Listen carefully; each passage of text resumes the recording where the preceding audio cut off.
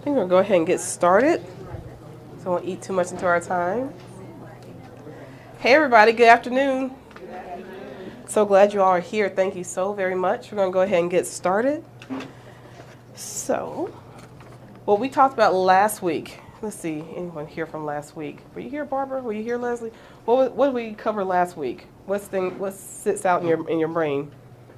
We talked about vitamin soluble. Soluble vitamins, fat and water soluble, yes. And do we recall what those fat soluble vitamins are? We have to feed our mitochondria, and they require certain things. They require certain nutrients. So the plate doesn't have the nutrients.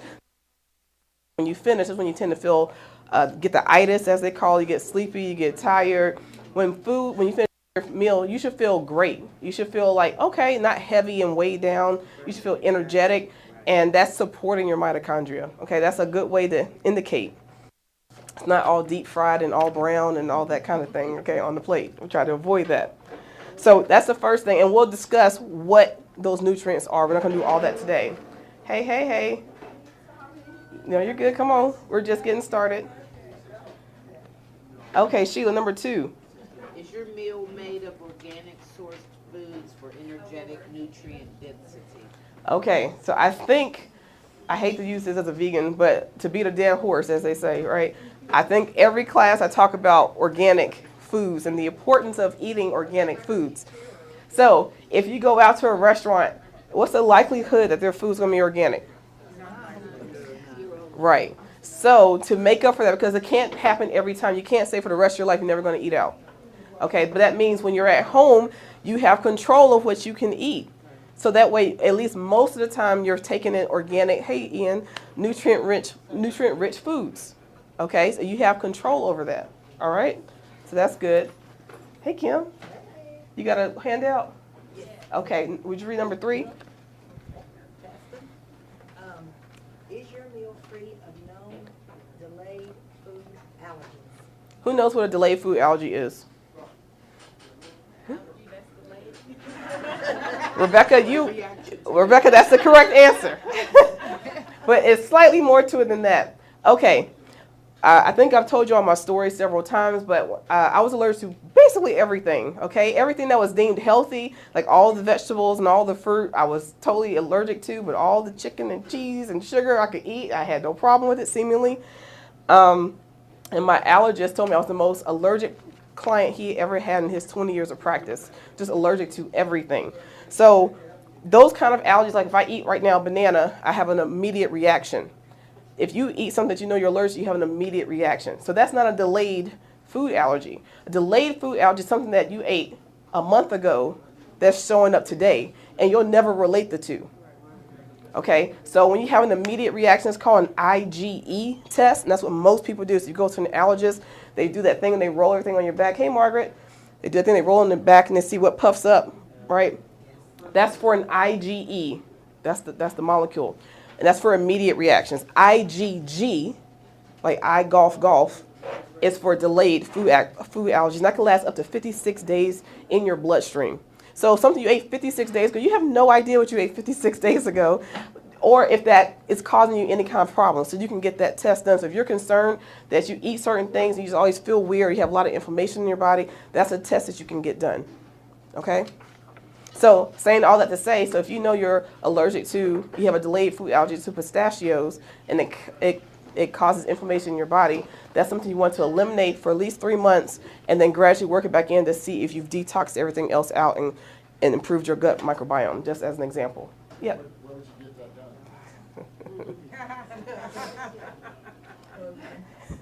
done? Great question. We're all waiting on it. I do provide that test, and your allergist does provide that test. You go where you feel comfortable, okay? That was a great question. That was a great question. Thank you, husband. That's my husband in the back, y'all. Okay. Now, number 4. What's your name? Deborah. Deborah. Hi, Deborah. Would you mind reading number 4, please? Is your meal at least 60% alkalizing? And that's low. I say 80% to my clients, but 60% is like the bare minimum.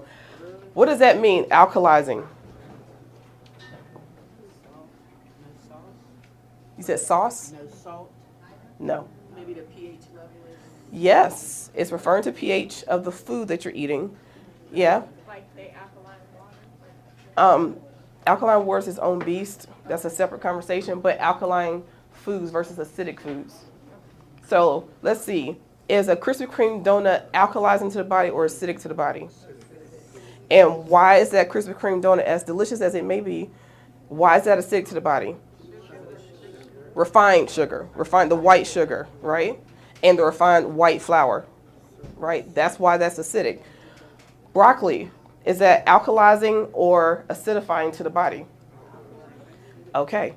So it doesn't take a rocket scientist to figure out. There are certain things like most beans are acidic because you do need to have acid, like our skin is all acidic, like certain things need acid, but your plate should be at least, more than half your plate should be alkalizing foods. And you just with your common sense could tell what was alkalizing and what was not.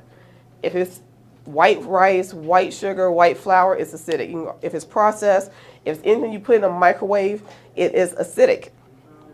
Okay, those are the shortcuts, but I can give you all a handout at the end of this session, and I'll have a whole list of all that. Okay, any questions about that? Yeah, okay. All right, I forgot your name. Shannon. Shannon. Hey, Shannon, do you mind reading number 5? Does your meal have at least one green food? Does your meal have at least one green food? Why is that important? Of all the colors that you're supposed to eat, why is it that every plate you should try to have something green on your plate? Yes, and why is that important?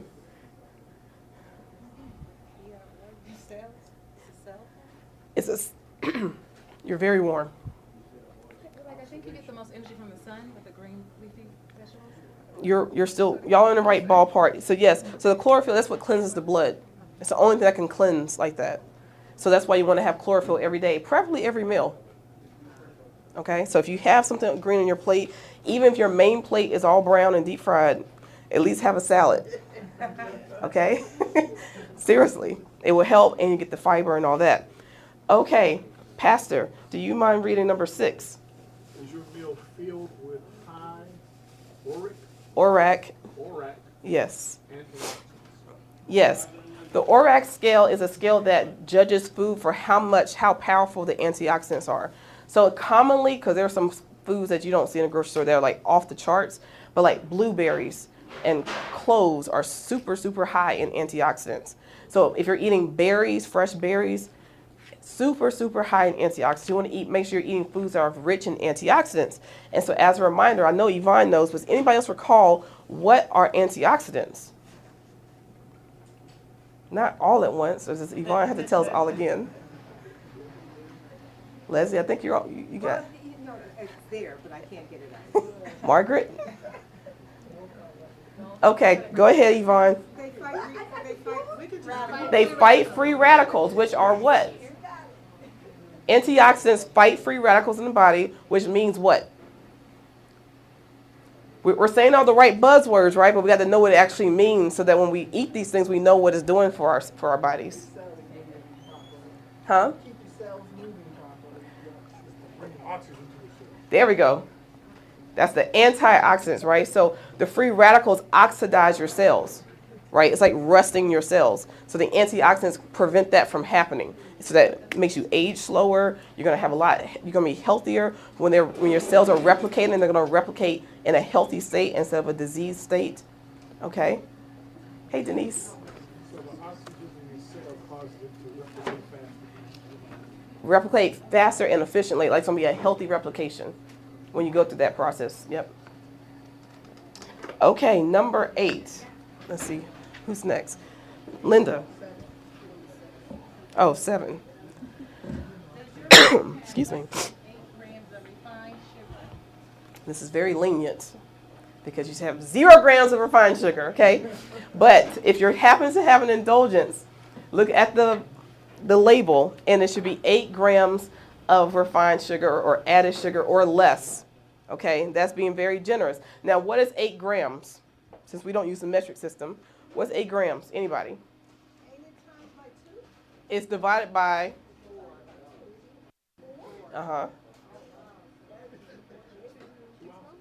so 2 teaspoons. Okay, so 2 teaspoons. So no more than 2 teaspoons of sugar, really refined sugar. I'm not talking about eating an apple, okay, or unrefined sugars that are natural or dates or something like that. I'm talking about the white sugar crap, okay? Very generously saying 8 grams or less in a whole day, all right? So you can look at the back of these packages and look to see how many added sugars and refined sugars are added, and you'll see it's way more than 8, typically. And that means it's not for your consumption. That's for the whole day, not a meal. Whole day. Whole day. We're going to do an exercise next week about sugar consumption because most people don't realize how many pounds per year you eat in terms of refined sugar and how the USDA calculates for every man, woman, and child how many pounds that they're going to eat in a year, okay, based off the standard American diet. It's a lot, just so you're aware. The SAD diet, that's right, the SAD diet. Okay, huh? All right, number 8. Let's see, Ian.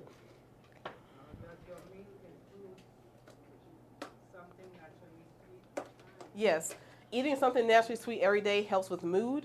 It helps balance out things. So you don't want to eat something, it can't be all savory. You have to have a mix of everything.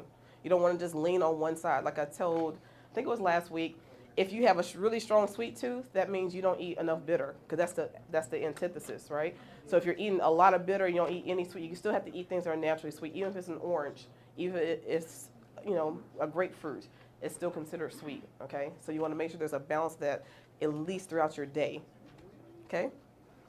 How does that relate to dark chocolate? When you say dark chocolate, are you saying pure chocolate, like with no added sugar? Yeah, because I read somewhere that you can eat, I think, an ounce of dark chocolate or something. Yes. So 1 ounce of sugar-free, no sugar added, no milk added, of dark cacao is very healthy because it has lots of antioxidants, very high in antioxidants, and it's very high in magnesium, and it has iron in it as well. So that one little square is fine, but it's very bitter. So most people, so it's not like a little Hershey's Kiss, okay? No, ma'am. No, ma'am, it's not. It's very, very bitter, but it's very good for you if you want to do it that way. Okay. But that would count as refined sugar? No, there's no sugar in it. Oh, well, then we need to eat something else. Well, 2 teaspoons. 2 teaspoons. Yep. So when the Mexicans make their mole, I think Mhm. it's from chocolate. It's from dark chocolate. Yeah, and they're not putting sugar in it. Mm-mm. It's made like a gravy, Correct. and you don't realize that you're eating chocolate. Yeah, it has notes of the earthiness of the chocolate. It's not sweet at all. Yeah. It's too labor intensive to do for this type of class. Question? Oh. We had someone who did an order. I'm just trying to figure out who it is. Soursop smoothie. Okay, and avocado toast? No. She's the ever. That's perfect. Got it. Okay, number 9. Brianna. Are there a minimum of 12 grams of total fiber in your meal? Now, I always say 12 to 15. I tell my clients 15. Now, last week, for those of you who were here or who watched, how do you know if your meal has 12 to 15 grams of fiber? What would you do?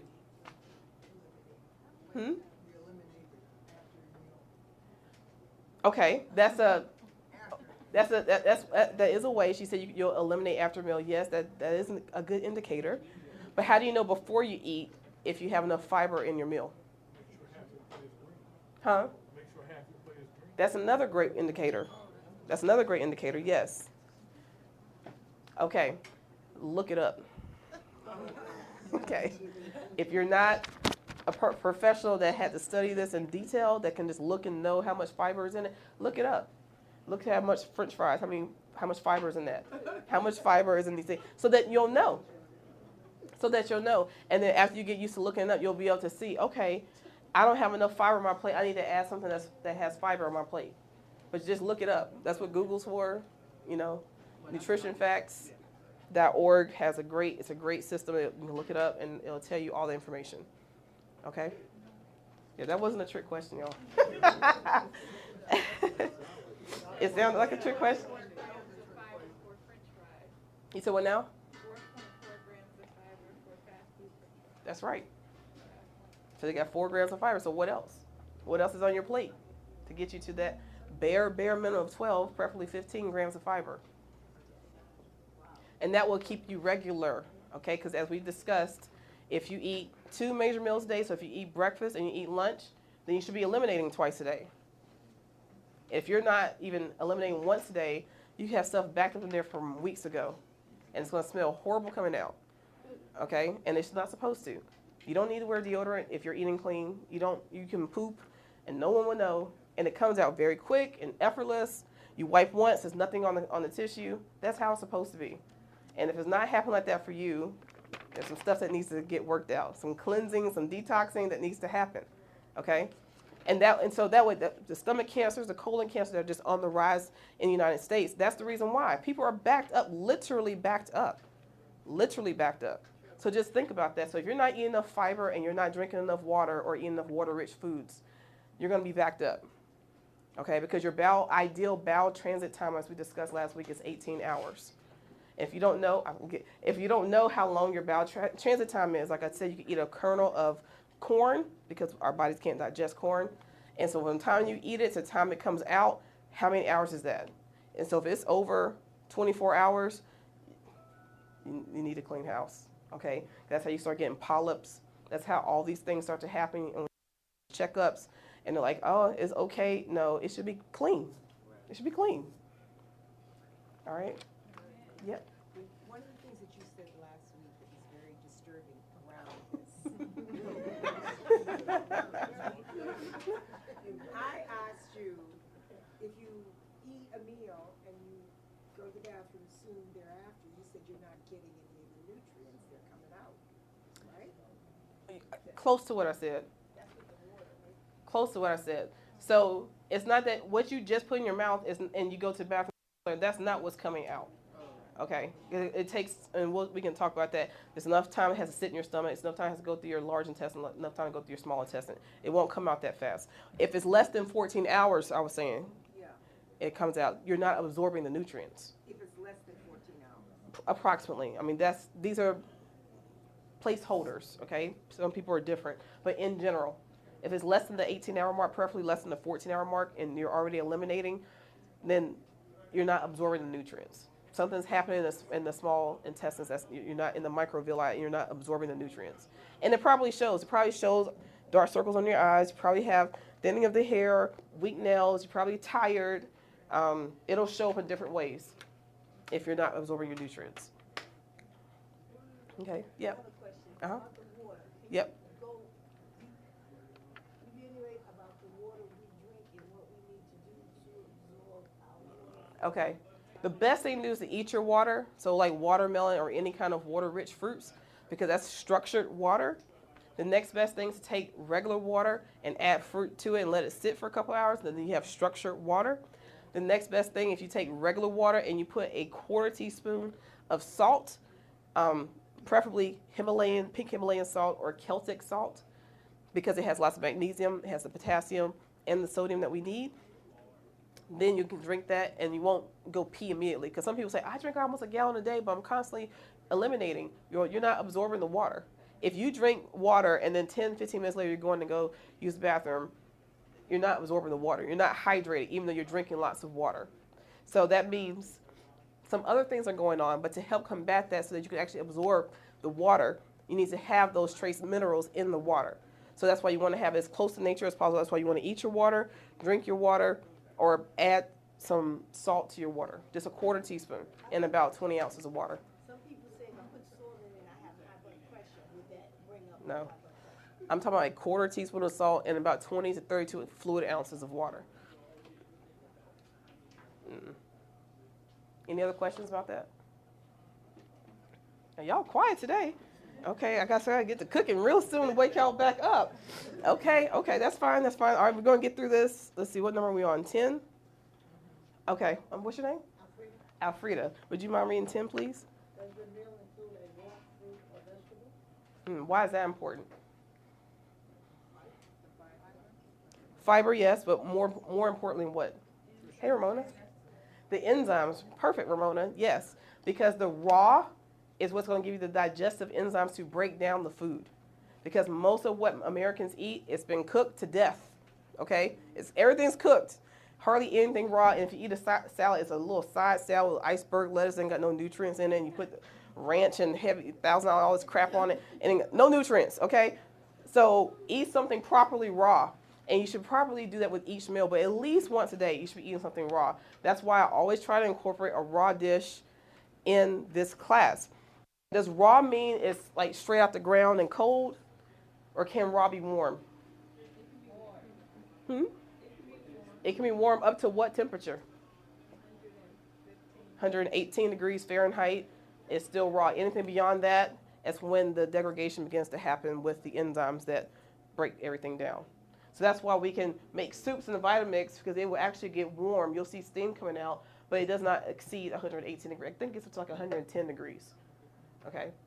And why is that temperature important, just to go on off that real quick? Why is the temperature important? Why do we not want to eat food that's super cold or super hot, or drink really cold drinks or really hot drinks? Why don't we want to do that? Because your body has to make it the right temperature for it to digest properly. Yes. So our bodies are naturally 98.7 degrees, yes? So if we eat a bowl of ice cream that is, 50 degrees or whatever it is, your body first has to warm it up, which takes energy, okay? And then whatever supposed nutrients are in there has got to try to extract them, right? And all the sugar's got to handle with all that too, right? So it's taking a lot of energy just to process that. So if you help your system out by chewing your food, properly masticating at least a bare minimum of 15 times before you swallow, your food should be a liquid before you swallow. If you do that and you have it at the right temperature, your body doesn't have to use all the energy to break down these hunks of meat and cheese and stuff that you're swallowing so quickly, and then having to use that energy to either warm it up or cool it off. And you're not going to feel tired after you finish eating if you do that. And it will help out so much, and you're going to absorb a lot more of your nutrients just because you've done the proper mastication. Okay? That's a whole soapbox I can get on, but I'm going to get off before I get on. Okay, where are we? Number 11? Okay, Margaret. Is your meal prepared using healthy preparation methods? What do you think a healthy preparation method is? You said what? Clean is always. No, you should be using glass instead of plastic, and Yes. you should be using paper, what is it, the parchment paper rather than aluminum foil. Almost, I mean, yes. Uh-huh. So, what you're cooking in is important. So you're like almost completely right there. Yes. So yes, what's the vessel? So you want to cook in stainless steel, cast iron, glass, ceramic that's lead free. Those are the 4. There's no toxins and stuff in there. These this seductive marketing they've done for these non-stick things have those forever chemicals in it, and the second you nick it, it's a problem, and it's in your body, and that stuff bioaccumulates in your body. And the heavy metals from that bioaccumulate in your body. So you've doing that for all these decades. Then you start having Alzheimer's. You start having all these little things. Or why is my back hurt all of a sudden? Why is this finger? All these random things because it's been bioaccumulating in different places in your body because you're using this type of cookware because it's cheap. It's cheap for a reason. Okay, because it's non-stick but still stuff sticks to it. When you can use a cast iron or ceramic or whatever, and it'll last for a lifetime on top of that. So that's what you want to make sure. In terms of what she was referring to in terms of plastic versus glass, I'm not anti-plastic. The plastic cannot be heated. Plastic is from petroleum. The second it's heated, that leaches into your food. It leaches into your water. So if you use it for cold application purposes only, then that's okay. It's okay. Okay, especially when you're transporting or like me trying to carry stuff. It's heavy. I get it. But it cannot be heated. Okay? So and when she was referring to the parchment paper versus aluminum foil, which we're going to talk about today because I'm doing these collard greens for you all, you don't want your food touching the heavy metal, so you want to protect it in the parchment paper. Okay? All right. Any questions? Okay. Where are we? Number 12. What's your name right here? Oh, Roxanne. Roxanne. 12. Does your meal include environmentally safe meat or fish? Okay. I had to put this on there because I know that everyone here is not vegan or even close to being vegan or trying to be vegan. So if you're going to consume animal products, how do you consume them, right? Because there's no humane way to kill an animal. So we don't have that discussion. Yeah. Your fish should be wild caught, Fish should absolutely be wild caught, and meats should be pasture raised, grass fed. grass. Yes. And you want to get it from a farmer. If you go to most grocery stores, it's called CAFO meat, confined animal feeding operations. That's where 97% of all meat in the United States comes from. Those huge lots where they're in, it's disgusting. It really is disgusting. But that's where the majority of the meat comes from. So if you actually know a farmer, like my uncle is an Angus beef farmer. If you actually know a farmer, you can go to the slaughterhouse and get your meat where it's actually been done right. It's not in that one pack. It's like 15 cows in that pack of meat you have. It's not one cow. It's just disgusting. It truly is. It truly is. So make sure you're doing that. If you get the farm raised stuff, they're swimming in their own feces all day. They're loaded up with antibiotics. And if you look at those fish, particularly, they have blotches and all kinds of skin problems.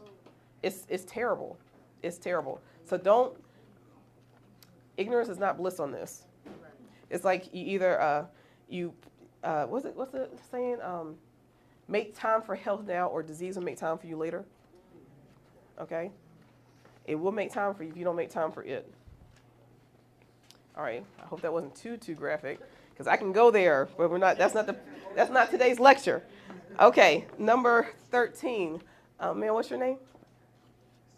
Sarita. Hi, Sarita. Do you mind reading number 13? Is your meal prepared using environmentally safe cookware? Okay. What is your understanding of environmentally safe cookware? I think I already gave the answer on that. Stainless steel, ceramic, lead-free, cast iron, glass. What about the cast iron that they have now that is pre-seasoned? That's okay. It's not a non-stick coating. They just put more like oils and stuff in it. It's really marketing. It really is. I went to the lodge and they explained how they did it. They're just go ahead and putting the oil on there that you're going to do yourself, and they can charge more for it. Yep. You go up to the lodge. They have an outlet, and they explain all that to you, how they do it. Okay, let's see, number 14. Who hasn't gone? Rebecca. Are family and friends involved in the preparation and cleanup of the meal? And why is this important? Everybody pitches in, everybody eats. Right, so everybody can do that together, and that's a good thing. It's a great thing. Yes. And something that, and I could be completely wrong, but it seems like we're drifting more and more away from that in this country. And so the one person, it's a grab and go. We don't have time. Everyone's on their devices. But it really does make a difference in terms of how you digest your food. Because when you're going to slow down, you're not scoffing down a Big Mac as you're driving to the next thing, right? You're sitting down with intention. You're bonding, right? So even if you didn't make the food, but helping and sitting down with your loved one or your friend makes a huge difference in how that food's going to be received in your body. Okay, so we're almost there, y'all. I'm going to get going. I'm about to start cooking. All right, Denise, 15. Is the beverage you're drinking warm and 8 ounces or less? Why is this here? I kind of already hinted about this. Nope, something else. Yeah, but if you're drinking a lot of water, Hey, it's going to interfere with the digestion keep going. and what minerals and things that you're getting Mhm. from the food. So you shouldn't drink a whole lot because it's going to dilute it. Okay, so she has the answer essentially right. The higher point is you drink when you drink, you eat when you eat. They don't really mix. But if you're eating food and you're saying, I just need something, a palate cleanser, 8 ounces of a warm tea or warm water, you can do that as a palate cleanser. Because if you drink more than that while you're eating, you're diluting your digestive enzymes that we're trying so hard to keep alive with your raw food and your green food and all that stuff on the plate. But then you go and dilute them drinking a large cold Sprite with ice. Okay, now it's swimming, now it's diluted. You can't break it down. You about to say something? I was just gonna say, you go to another country, they do not serve. They do not. Ice drinks with food. They do not. They don't. You cannot get ice, and the servings are small because you're not supposed to. It's this country, okay. So that's what you want to do. Like if you go to like a Japanese restaurant, you see how they came in that little tiny little thing, and that's all you're supposed to get, but you're still asking for a Coke, right? They don't serve it's not included in the meal because it's gonna mess up everything. All right, you're diluting your digestive enzymes before you even start eating your food. Your body's already in a deficit, and as we get older, as I said, I think 2 weeks ago, our hydrochloric acid already starts to go down as you get older. Okay, so you're already, especially if you're eating animal protein, so it's harder and harder as you get older. I always give the example, like an 18-year-old boy can eat 5 steaks and be fine. That same man, when he's 60, trying to eat that, it's a problem. Okay, and what's changed? He can't digest it. He doesn't have the same fire in his stomach to digest it. Same for women. All right, so if you're doing all that, still eating that kind of stuff, and then you're drinking these drinks, especially when they're full of sugar on top, like all the problems, you're just messing your stuff up before you even start. Okay? Yeah? All right, last, yeah. Drinking water, is it a preference to drink room temperature water? Room temperature always. Room temperature everything. Room temperature everything. Does that mean on occasion if you want a cold drink that you can't have it? Yes, but make sure you're not eating.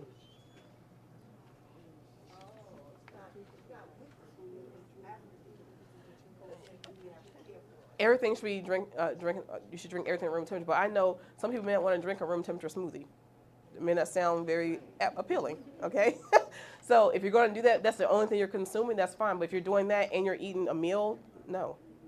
Is there a time when they meant to drink liquid after you finish eating? It should be at least a 20-minute gap, 20 to 40-minute gap. Yep. Any other questions? Yep. I just came from a home and garden show, and this guy was selling a non-alcoholic wine. And he has this big sign up, and I've seen it in different periodicals, that if you drink wine with every meal, that you With every meal? with every meal. And actually, one article, and I had to read it again, said a whole bottle of wine. And I'm sure they were selling wine too. Yeah, and I'm just like, okay, that's a lot of sugar, number one. Yeah. And I get the And yeast and but I just don't understand that. so no. And when I'm talking about stuff up here, if you just do a regular Google schmoogle search and WebMD comes up and Dr. Axe comes up and all these mainstream channels, okay, they're selling stuff. You want to go to Google Scholar. Okay, so at the top you'll see news, images, videos, whatever. Keep scrolling over. It's Google Scholar. That's where all the PubMed articles are, where they've been peer reviewed, scientifically reviewed. You have actual people who are in the research field putting this out there, not people who are trying to sell stuff or make you feel like everything you have, you're about to die. Because if you found like, you found something on your pinky, you look it up on there, it's like you're going to die. You have to stage 10 cancer, okay? Go to PubMed or go to Google Scholar to look up stuff. And then if it's written in a way you don't understand, then you can copy paste it and have them rewrite it for you in layman's terms. Okay, but that's where you want to get your information from. But so I said that to say there are several PubMed articles that show 1 8-ounce glass or less of red wine, dry red wine, 4 to 6 days a week is actually helpful to the body. Okay, but most people drink far more than that.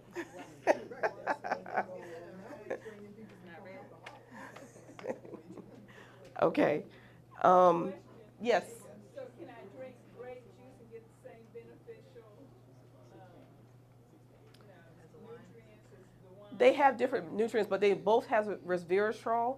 So yes, if you're drinking red grape juice, that's not pasteurized. Yes, that's not pasteurized. Okay, so Ramona, number 16, our last one. Number 16. Yep. You burn off the total calories in the same day. So that means when you go and get one of these, and it's been so long, so I don't even know what it's called, a super size, thank you. Super size, whatever. I remember the name. You remember the name? Super size, whatever, or a bow basket or bow, what's the thing for the football thing, whatever they, box, okay, all them things, it has thousands of calories. Thousands of calories. Now, I've told you I'm not a calorie person. Like, we should not be chasing calories because if you're eating whole, healthy foods, your calories are fine. You'll eat about 17 to 1,900 calories a day. But if you're eating that, you're eating like 4,000 or 5,000 calories a day, or sometimes I'd be in a single meal. And I don't know of a human that can burn off 5,000 calories in a day healthily. I don't know it. But if you're eating a proper meal that's anywhere between, on a low end, 300 to 600 calories, you can burn that off in a day. So that's something to look at. So when you're looking up on Google how much fiber is in this particular dish, you can also see, it'll also show you the calories. So if your whole meal is more than like 600-700 calories, maybe reevaluate.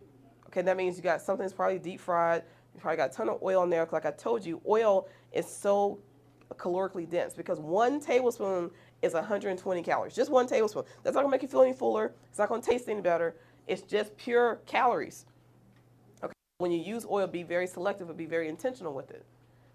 All right. So make sure that you can burn it off theoretically, and it doesn't mean that you have to go Crowder's Mountain and run as soon as you finish eating. Okay. I'm just saying you should be able to, because if you can, then you're eating within the bounds of your body. And when you're eating more nutrient-dense foods, you can eat a lot less because it has more nutrients and you'll be fuller quicker. And then it has way more fiber, so you're going to feel fuller quicker. Right? So most of the times you're eating this junk food, you eat the junk food, then an hour later you're hungry again. And you eat more junk food. Okay? So that's what you don't want to do. It's a vicious cycle. All right, so now we got to the end of this worksheet. Was this helpful? So now when I say, is your plate healthy? These are things you want to consider, these sweet 16 things. Is this helpful? Yeah. Thank you. Okay. Let's see how I'm on time. Okay. I need to get to cooking. All right. Well, by special request, like I said, y'all love these greens. We're going to do these greens. I'm going to put these gloves on.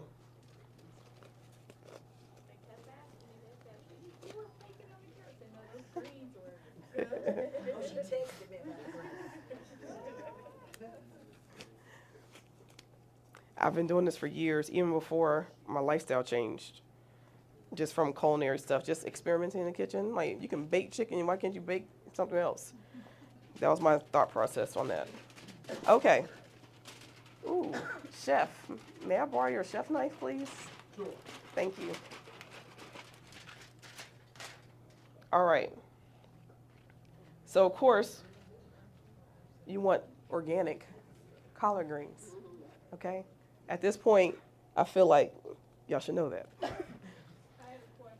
Yes, ma'am. So can we grow collard greens on a tower garden? Oh, my God. That's a great question, Ramona.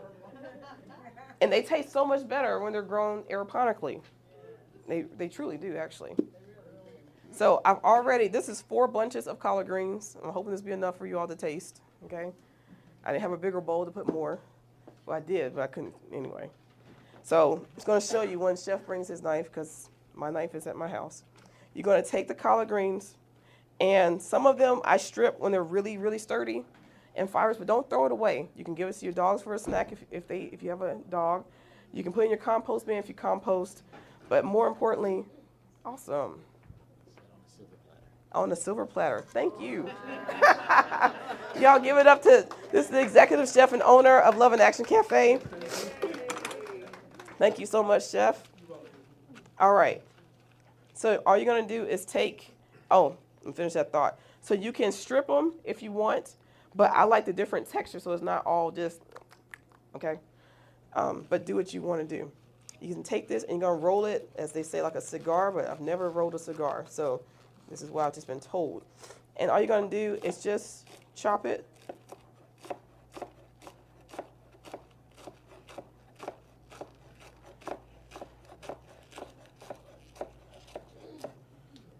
All right. And then, just so they're not too long, I'll just cut those in half. So it doesn't take that long, as you can see. Okay? It's very easy.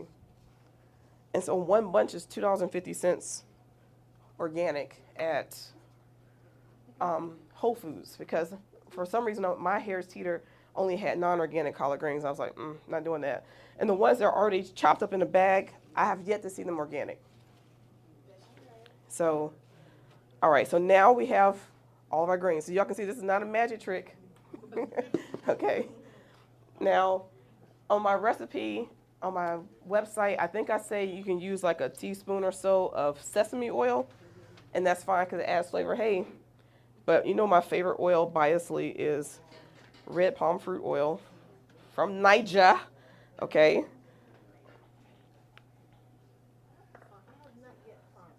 You have to go to an African market or to an international market on their half an African owl that they have.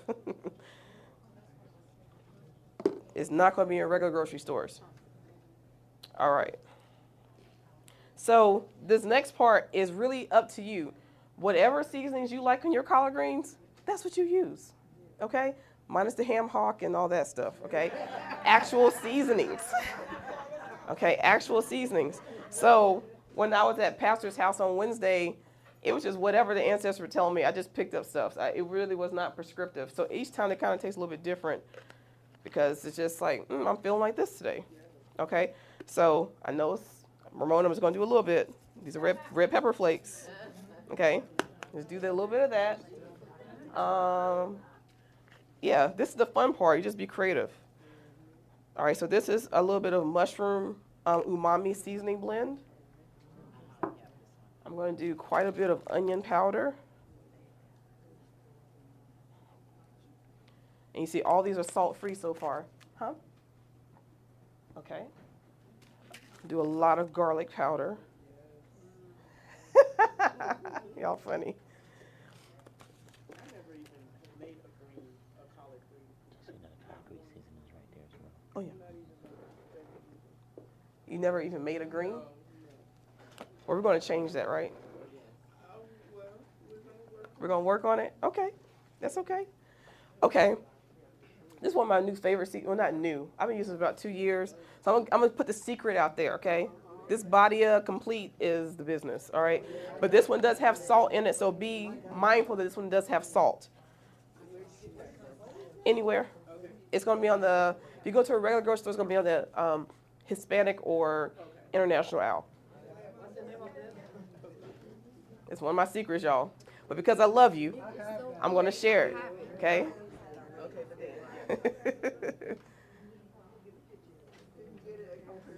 Yeah. Yep. Food Line, all the grocery stores. I haven't gone, let me say, I haven't seen where they haven't had it. Now, some places, like Walmart for some reason, they have it on the bottom shelf. But most places, like where they have the rest of the Badia ingredients, Compare Food 100% has it, and they have way more options of the Badia. And then my husband put me onto this, and this is my favorite seasoning when I'm doing collard greens. It's called green seasoning. My husband's for Cleveland, and this is made in Cleveland, I think, right? I know the people who make it. You know the people that make it. Yes, this is my secret, y'all. Only for people that come to class or watch online. So is that in the market or did you have to order it? I did order this one, but I had historically bought this at Walmart, and they haven't had it recently. But you got to talk to your grocer, and they'll order it. Okay. Isn't it like Heritage Fair? Yep, Heritage Fair. Yep. Oh, and I made your greens. I didn't put this on there. So, but this is the one I normally. Gotta come back. I gotta come back. That's no problem. And then my favorite spice, I think I was asked that on Wednesday, smoked paprika. So I'm gonna put some of that on there too. And again, it's whatever you want. Like if you look at the recipe on my website, it was what I was feeling that day. Okay, it's whatever you season yours with. All right, I think that's good. And I will say this, because we're going to bake these, whatever your salted seasoning is, make sure you don't use too much because it's going to be steeped in its own juices and it can get salty very quickly. Very quickly. All right? So now, just like our kale salad, we are going to massage this with love. And it's going to turn a very bright green because right now it's quite dull. Yep. Gristle. Oh, I ain't heard that word in a long time. Oh. Does that have the highest antioxidant? So you're talking about the gristles from meat. No, it's in the darkest part of the leaf. Yes. Come again? I like to take the woodier, fibrous parts, chop them up really fine, and if I make a soup or any other vegetable stir fry, throw it in there as a vegetable if my dogs don't eat it or if I don't compost it. Mm-hmm. It's full of fiber. But the antioxidants is in the darkest part of the leaf.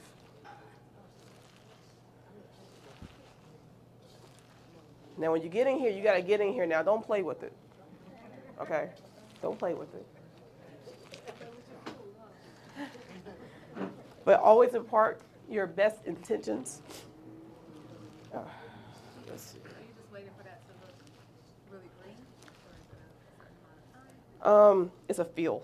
It feels soft in my hands, or it's getting to feel soft in my hands.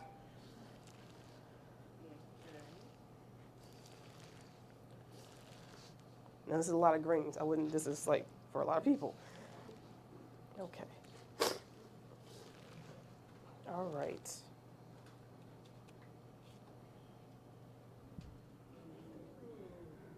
You see a difference? Should be a big difference. Okay.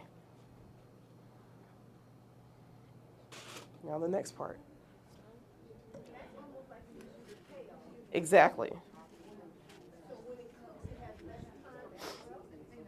Say that again.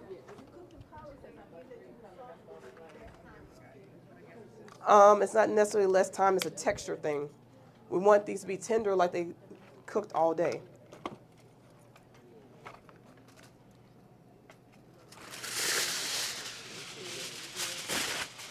So who recalls why I'm not going to put these greens directly on the aluminum foil?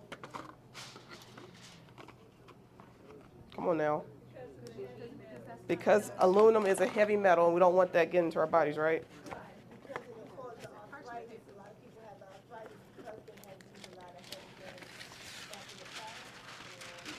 Heavy metals cause a lot of things. Arthritis can be one of them. That's why we don't want to use deodorant. Correct. That's correct. Okay.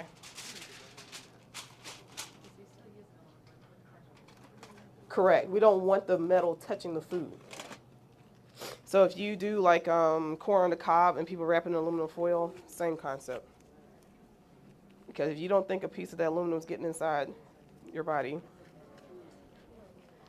it is. Okay. All right. So we're going to do this in 2 batches, I believe. So the only thing we're going to do differently is going to add these garlic cloves.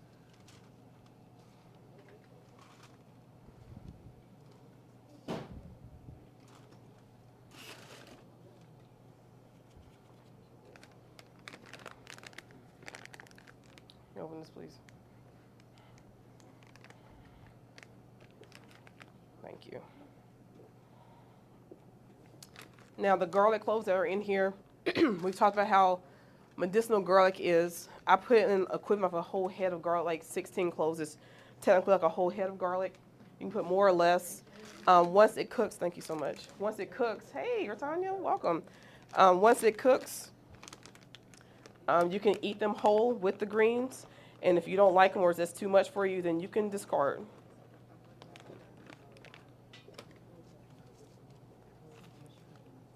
In the center. And now like a little burrito, like you're at Chipotle or something.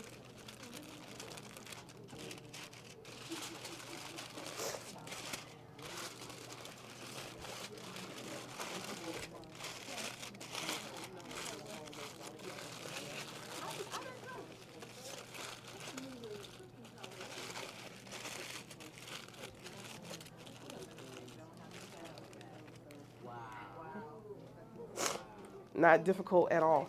Okay, so now we're going to do that for part 2. And then we're going to have Chef put that in the oven at 425 for about 25 minutes. Yep. Why your face all balled up? Yeah, we're gonna eat them. So I'm making these first.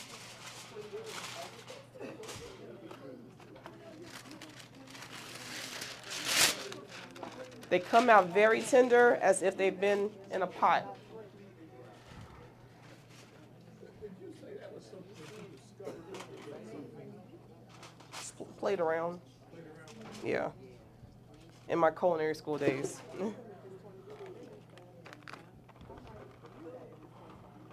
It was just really more so being lazy. It wasn't like that. Yeah, now I can say efficient, but at that I was lazy. I told you I didn't have any energy. Trying to figure out how could I do this without me having to attend to it. Okay. Will that work with other things as well? I've only tried this with turnip greens. So anything else, I would say yes, but I haven't tried it to say yes.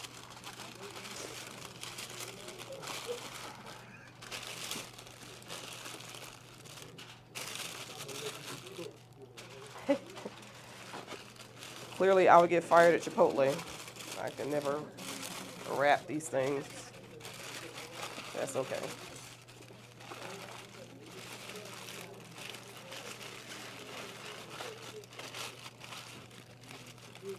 Okay, we're done. So, thank you, husband.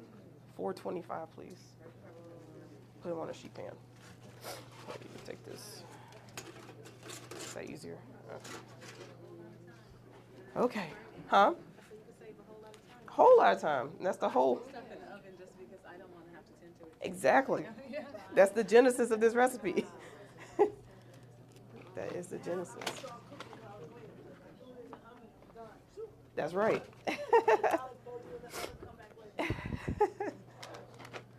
All right. So before we get to our main dish, we're going to go ahead and do our dessert, our raw dessert. I try to create things that you can see regular ingredients in completely different ways. So this might be a stretch for some of you all, but that's okay. The fact that you're here and that you're even trying it is a great thing. Everything's not for everybody. But this is I think I had made a blueberry lemon crisp and everyone really liked that. So this is something along those lines, but instead of it being baked, it's raw. So this is raw sweet potato. So I took the liberty of shredding the sweet potato just to make it easier to blend, but you don't. You can cut yours in chunks. So I shredded this, right, and put my gloves back on. And our sweetener are raisins. It's gonna take a little longer because it has pies in the oven. Okay, that's no problem. They're sharing the space? Okay. What temperature? Okay. Is it on 425? Okay. Got you. Excuse me. Yeah. So will the greens at 25 minutes, they will be considered raw? No. These are cooked. This dish is raw. Okay. Yeah. The two other dishes are cooked dishes today. All right. So we have our shaved. And again, I chose to shave them. You don't have to. I put in the recipe to shred them because I have a food processor. It took all of, 5 seconds to shred it. So if that's an extra step too far for you, then don't do it. How many sweet potatoes is that? One. This is 2 cups of sweet potatoes. So one decent sized one. So if it's a small, we might need to do 2 of them. Huh? Sunday I left here and went to Target and bought that chopper. You did? I walked, till I finally found it. I think that's where I got it from. Yeah, it saves me so much trouble. All right, like I just mentioned, our only sweetener, are these raisins, organic. Particularly on the raisins because grapes are on the Dirty Dozen list.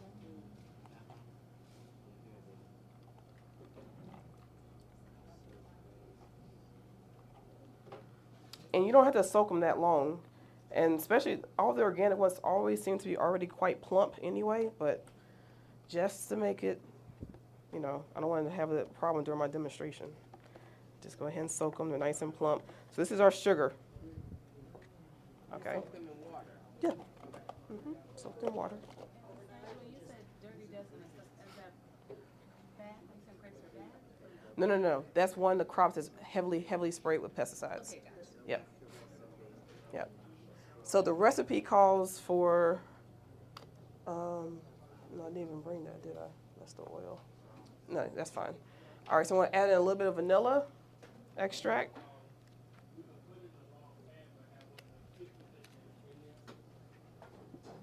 And some cinnamon.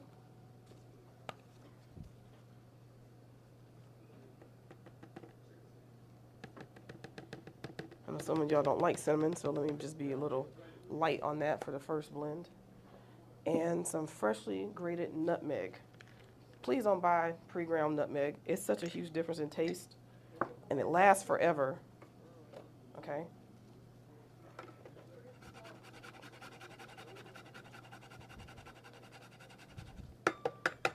All right. And of course, organic. All right. Let's see, who's following along with the recipe? Did I miss something? Nope. 1/8 teaspoon of salt. 1/8 teaspoon of salt.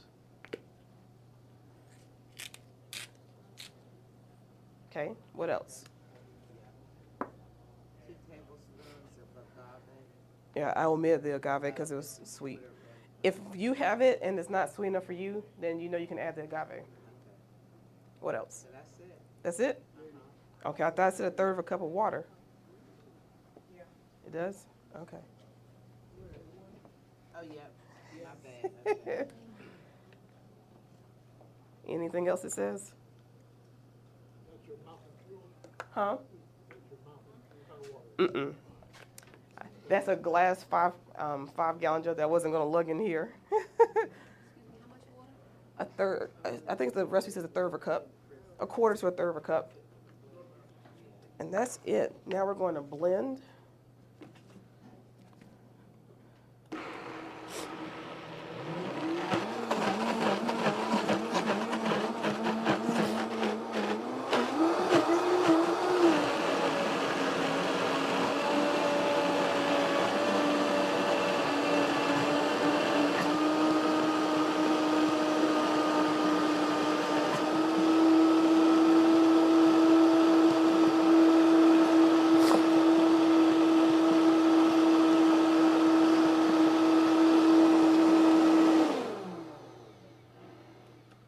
And that's it. Now for the crisp, I just went ahead and did it. I said on the recipe that you can use walnuts or pumpkin seeds, and I just blended both with some raisins, and that's it. So you put this in a bowl or a little ramekin, you put your crisp topping on top, and you have your raw dessert that's full of fiber, full of all the antioxidants, and it's going to taste really good. So do y'all want to eat your dessert now, or you want to eat after you eat? Because I have it already prepped for you. Dessert first. Life is short. Y'all funny. Y'all are funny. Hey, Rashadat, will you ask Chef for a medium-sized bowl, please? I'll go ahead. Hey, you're winning, Shannon. I like that. Somebody's listening. Somebody's listening.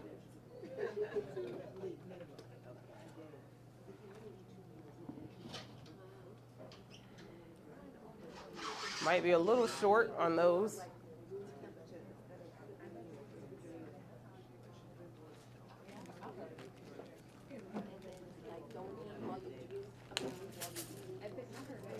Huh?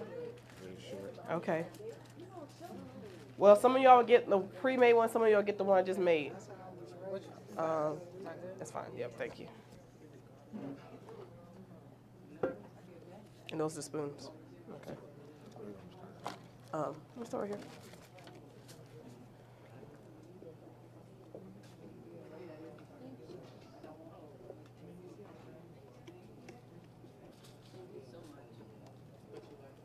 So the next step would be to put this in the refrigerator. Now you can eat it room temperature, of course. but you might find the taste more pleasant cold, or chilled rather, not cold.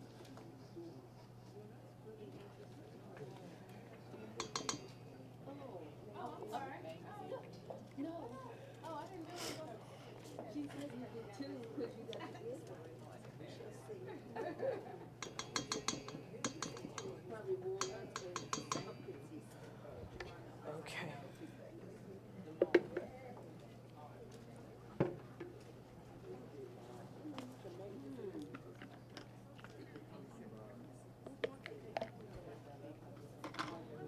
All right, and I'll put this crisp on top.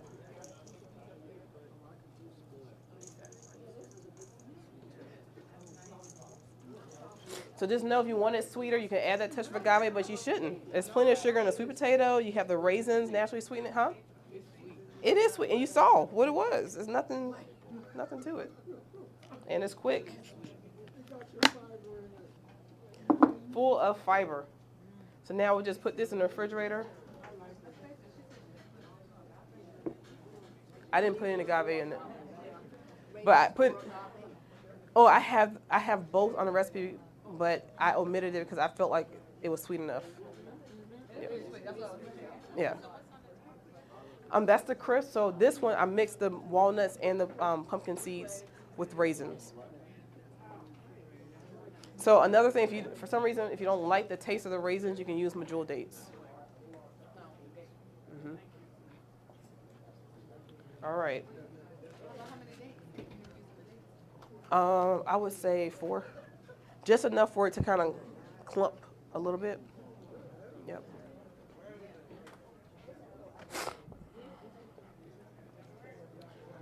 Okay. It tastes like, you say apple pie? Raisin pie?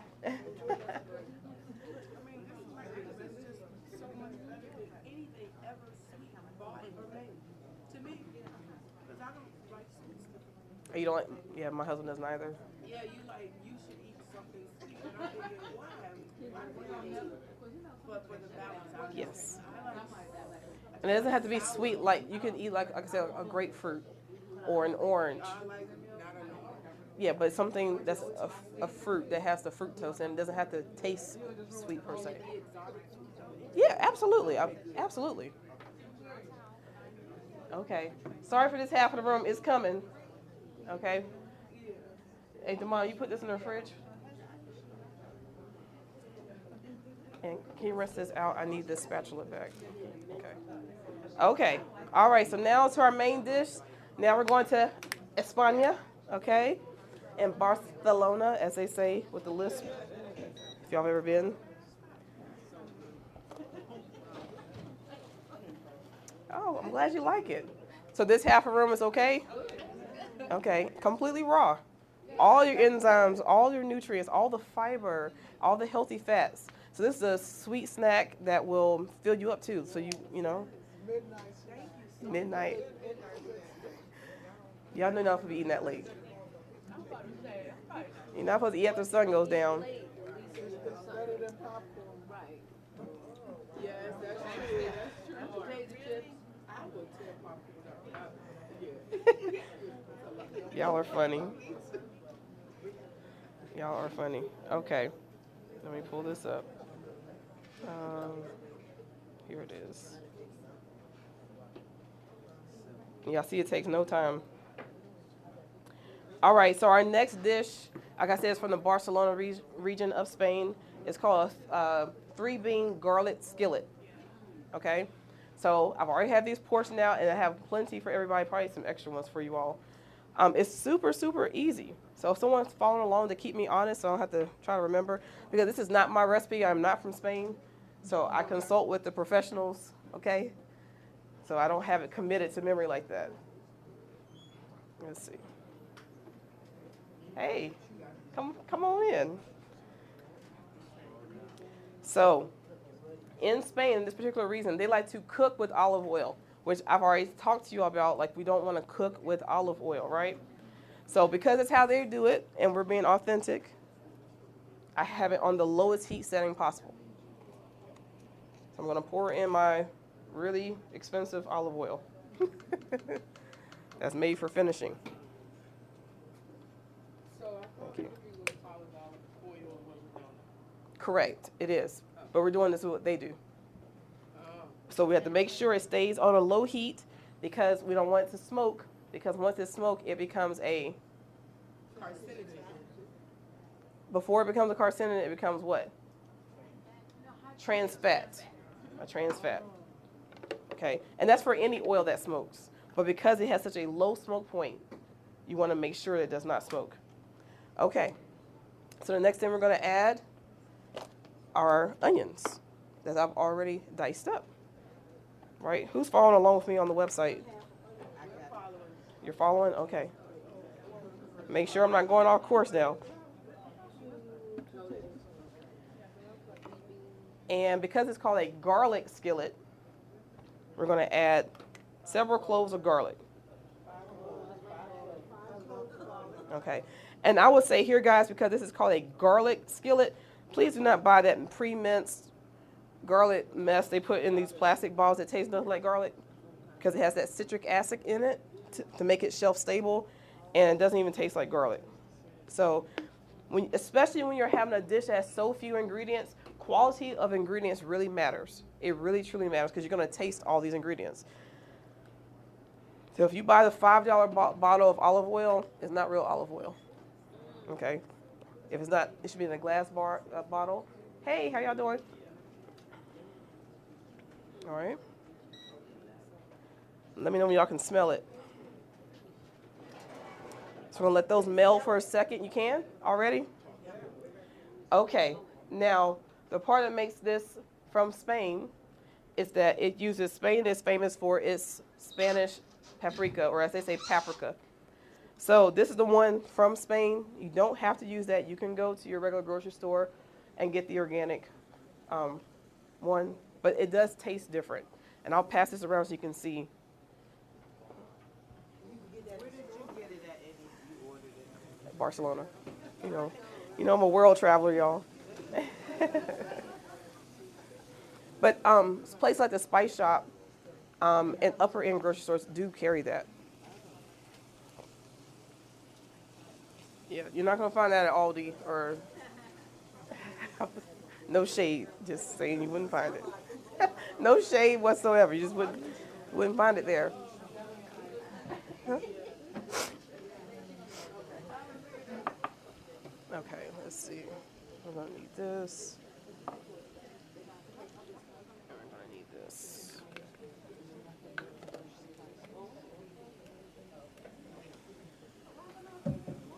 Okay, everybody smelling it now?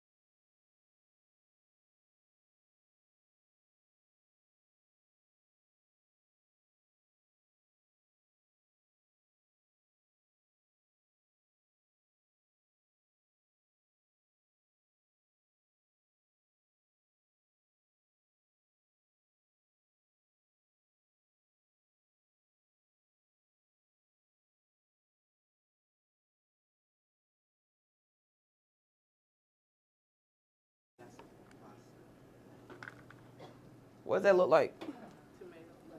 Tomato sauce. Okay, so it's a Italian word for tomato sauce. All it means is you take a tomato and you just grate it. That's all it means.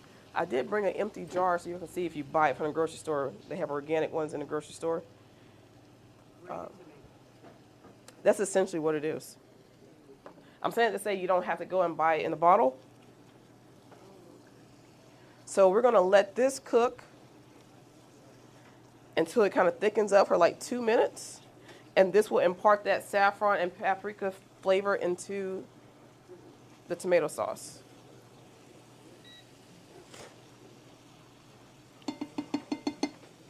Then next we'll add the beans. So while that's cooking, you have any questions? Smells good? Good. Yeah. Cycling back to the pot. Yeah. Just in terms of, so if you're saying you need to, if you ate 2 big meals for the day, you Uh-huh. should be going twice a day. Mhm. So you're saying that those stews are from, I guess, the day before? Mhm. But eating is what's going to push that out. Is that why it seems like that? Yep. Yep. Any other questions? Yes. Yes. So olive oil, first of all, it's expensive for a reason, because it tastes like olives, the good stuff. Not that stuff in a bottle that costs like $4. It's not real olive oil. It's a low heat oil. That's why you don't want to cook with it. You want to actually taste the olive, so it's a finishing oil. So if you choose to cook with it, you have to make sure it's on a very low temperature, because it will smoke very easily, and at that point, it will become a trans fat, and that's what you do not want. Using canned beans, one can of beans is 1.5 cups. So that means two canned beans will yield the 3 cups of beans you'll need for this recipe. But if you cook your own beans, then you can get the proper proportion. All right, so now I've got the beans in. I'm going to just cover those up while we have y'all's warming up so you can have that.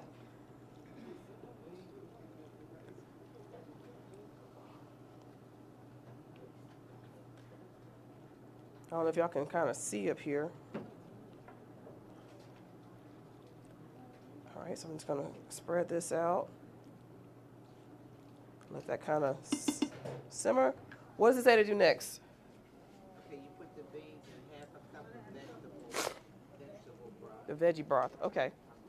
Let me add that.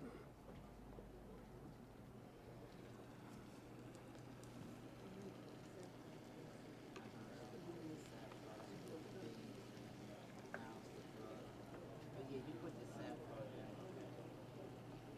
Parsley.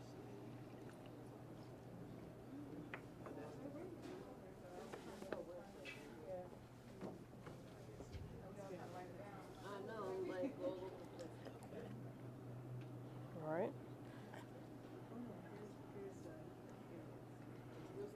What's that, Eddie? This is the better than bouillon. I didn't have it pre-mixed for the chicken broth or the vegetable broth. The chickenless chicken broth, just so I can be clear. Regular grocery store, and it's right beside. They have the no chicken and the chicken right beside each other. The no beef, it's a concentrate. So you put it in the water and it makes it. Yep. I'm just gonna mix that around. Turn the heat up, let this thicken, and then be ready to serve. And we'll sprinkle some freshly chopped parsley on it.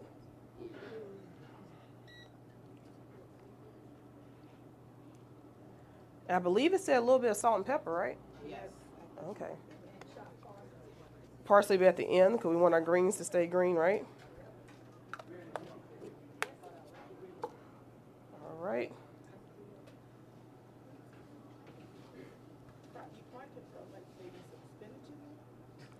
Sure. Never gonna say no to more vegetables. All right, so I'm gonna let this come to a simmer. And once it gets thick, it's time to eat. Is it warm back there? The beans? Okay. So clearly this is a high protein meal. So this is your protein and your carbs. The greens will be your non-starchy vegetables. So this is a whole wholesome meal that you'll feel light after you finish eating it, but full. It's full of fiber. It has about 20 grams of fiber in this meal. I know that this is 18 grams of protein per portion, The collard greens have 4. So lots of protein, lots of fiber, lots of flavor. Just let that cook. And that's it. So this is something you can clearly do on a weeknight. I try to make sure you can do these 30-minute or less dishes, so there's no excuses, okay? No excuses. If you want to buy the onion already chopped, that saves you time. Like, you have no excuse why you can't. You can make this quicker than going through a drive-through. By the time you get dressed, get your keys, get in the car, drive, come back, this will already be done, okay? So take off the excuses. Yeah. It's the dessert for you? Okay. That's good. Any other questions or comments while we were letting this become friends in the pot? Yes, ma'am. I missed the, cooking with the olive oil. So what oil do you recommend then? So I prefer not to cook with oil unless it's for a purpose. Okay, like it's adding flavor like a sesame oil, or adding a specific nutrient or flavor like a red palm fruit oil. But just adding oil to saute vegetables, you just use water or broth. Okay, I would use the oil to saute if the dish itself is low in fat, because we talked about fat-soluble vitamins. So if you're eating a dish that has a lot of greens in it, for example, and it has vitamin K is a fat-soluble vitamin, so you need some type of fat to be able to absorb it. So if you're not adding the fat like avocado or something else into the dish, or cashews or something like that, then sauteing it with a little bit of oil in the beginning will help you absorb those nutrients. If you're going to saute, you want to use a high heat oil, like a coconut oil, an avocado oil. Yeah, or sesame oil, those high heat as well. Yeah. And grapeseed oil as well. Yep. Yep. You had a question? On the website, if you go to thenaijagoddess.com, click the hamburger menu in the top right-hand corner, then click on recipes. I believe this recipe is the second or third from the top. Okay. So every week before class, if I do what I'm supposed to do, the recipe that we're going to do for that day will be there. Unless it's a repeat recipe that's already there, it'll be there. 9 times out of 10. So you'll see the sweet potato crisp there, the greens, and these beans.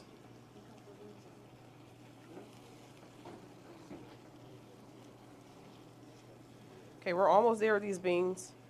And for this, these beans aren't supposed to be mushy. They're supposed to be still toothsome, versus like Nigerian beans where they like it mushy on purpose. They like a little mush. So I have been just trying to find so many meatless meals, and I've been all of beans, but I promise you, they have not been in a bag. They have all been canned beans, so Okay. That's a bad thing. Well, I like to be particular about using the words good or bad, because we don't want to stigmatize foods like that. If you're going to choose to get canned beans, make sure that it's organic and make sure it's in a BPA-free can. So they can do, bless you. That's the start. That's what I would recommend. But it's so simple to do your own beans, and it tastes so much better. You just put it in an Instant Pot or pressure cooker or a slow cooker.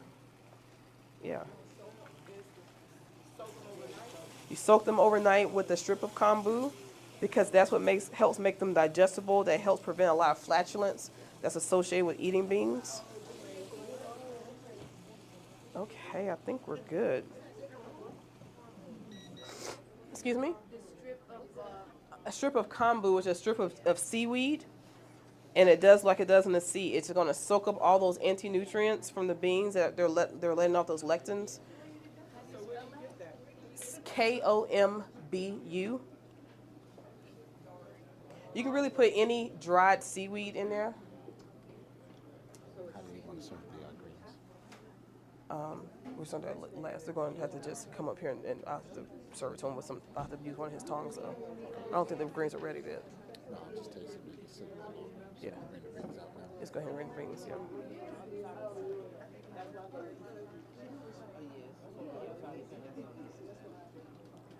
All right.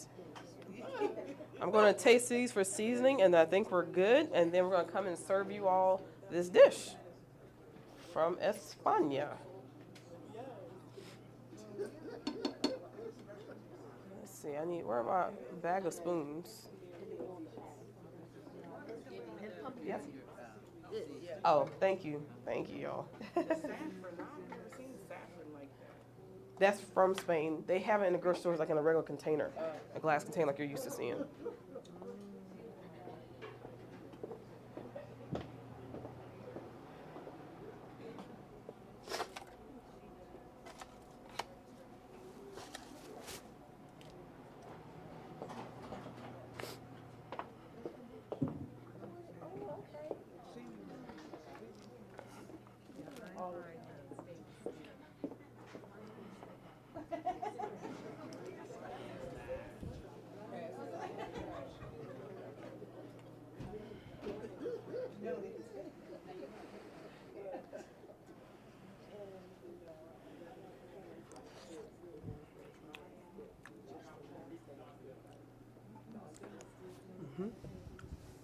Yep.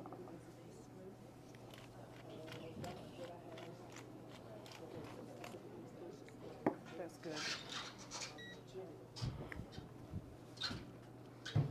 All right. This is tasting quite good. And you can batch prep this. This freezes really well. You can take this to work in the next morning. It'll last in the fridge for a while. The longer it sits, the better it tastes type of meal, which I always like those. And then personally, I would serve this over some mixed greens. It's even better. And get more fiber, and you have the raw elements. Okay.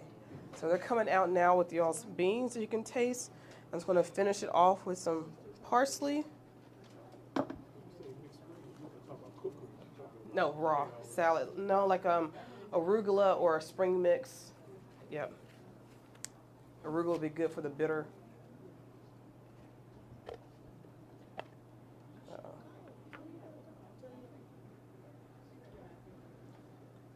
See, that pop of green always makes everything look good.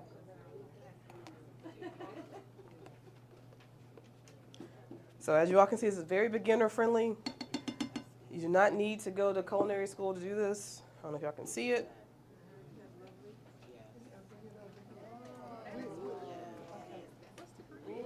Parsley. Yep. It's coming around. It's coming around right now. Oh. Oh, sliding. You got it? Okay. Y'all see? Y'all see?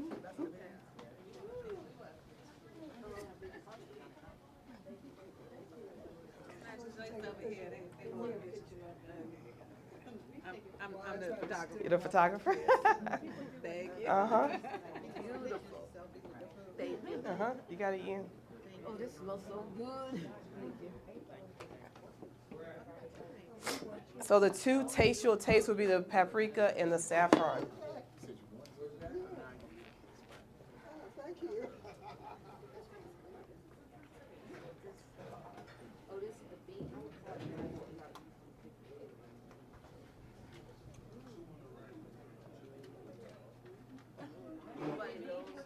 Three beans. Is it 3 beans. You have the kidney, the cannellini, and the chickpeas.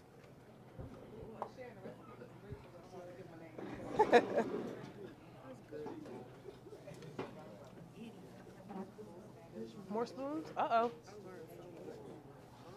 That's not good. Let me fix that. Where are those tasting spoons? Good.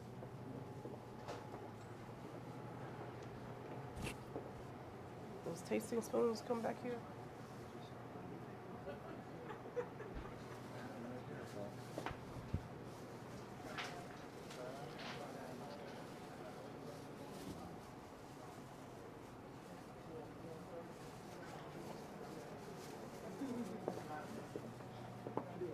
You see the tasting spoons? They're in a bag. Okay. Okay.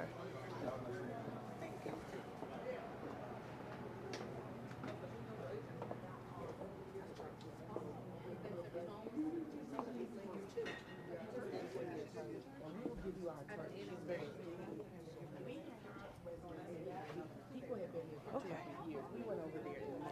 All right. Everybody should have a spoon now, right? Okay.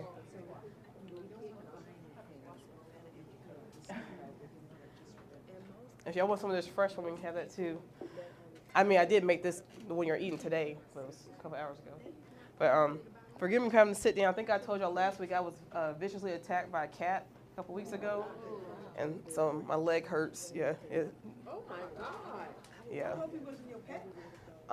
My niece abandoned her cat, and yeah, she attacked me viciously. It was terrible. See why she abandoned her.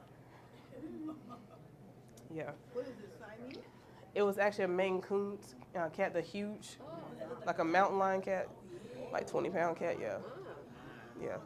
But you must taste not like me. You want some vegetables.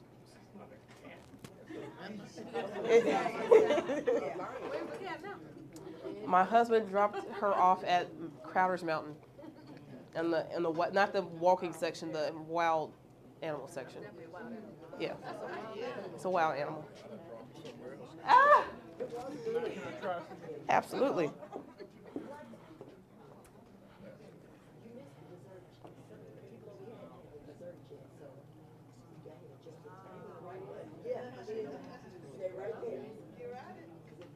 Look how good that is.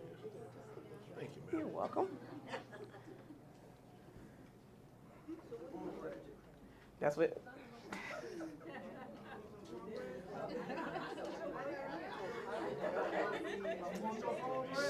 Chef said, and my husband said, this was be set it off. You set this off with your cornbread.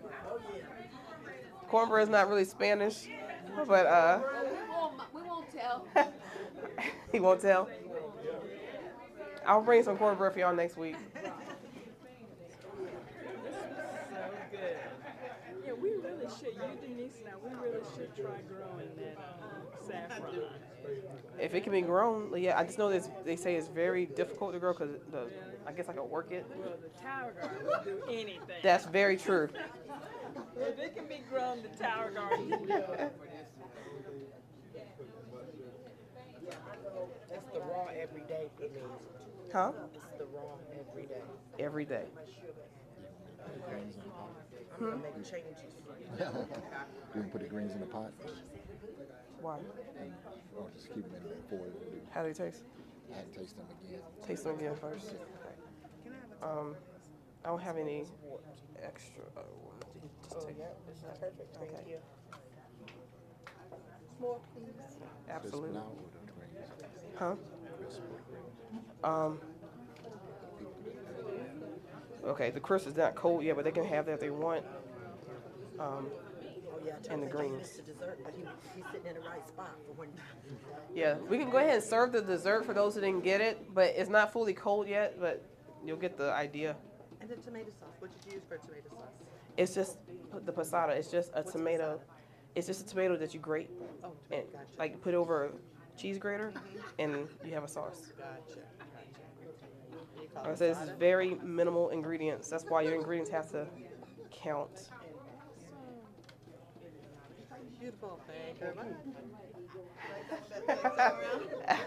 much. You like that?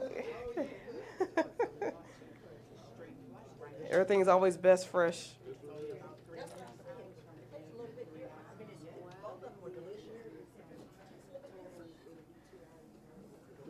Anybody want any more? You good?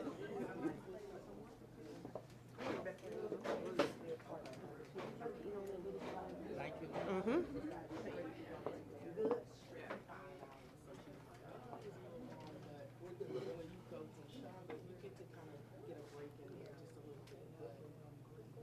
There you go. Uh-huh. What's that?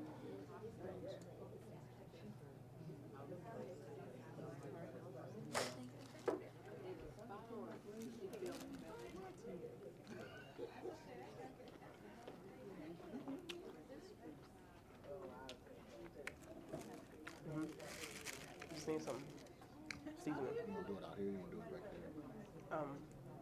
You season it? Season it?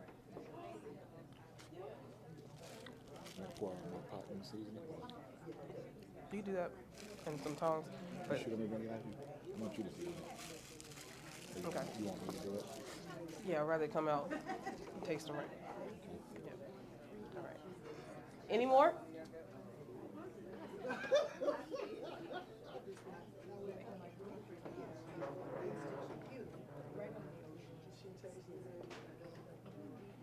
already feel full. You're exactly. Thank you. Thank you. So you see how quick and easy? It's delicious. It stores well. It freezes well. It's very minimal ingredients. So hopefully, like your trip to Spain today. I don't know what country we're going to next week. Thank y'all. Thank y'all. Okay, so we have the desserts coming out for those who didn't get it, but just know they're not cold yet. They're just not warm. You want some? Yeah. And then the greens are coming. I said it because it was even warmer. Yeah.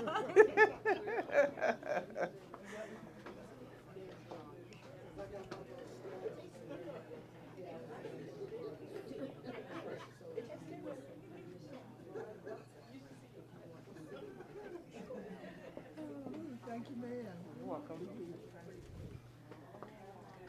There's enough for like one more left. Rashida? Okay. Oh, Rashidi. Okay.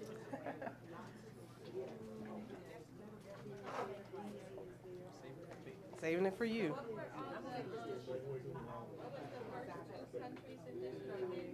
Come again? What was the country we visited? Spain.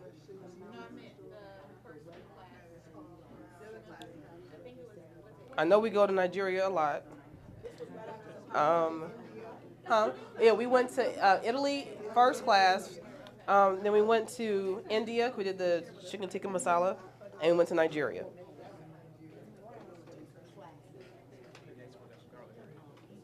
Need some garlic bread? Okay.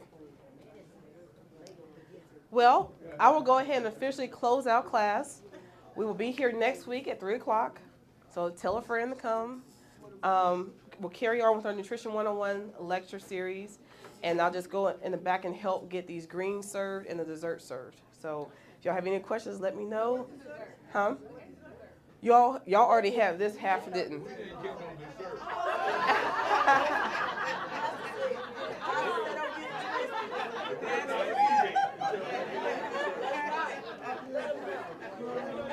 I'm staying out of that. But thank y'all so much. I'm very grateful. Thank you very much. Okay, I'm gonna go help them in the back.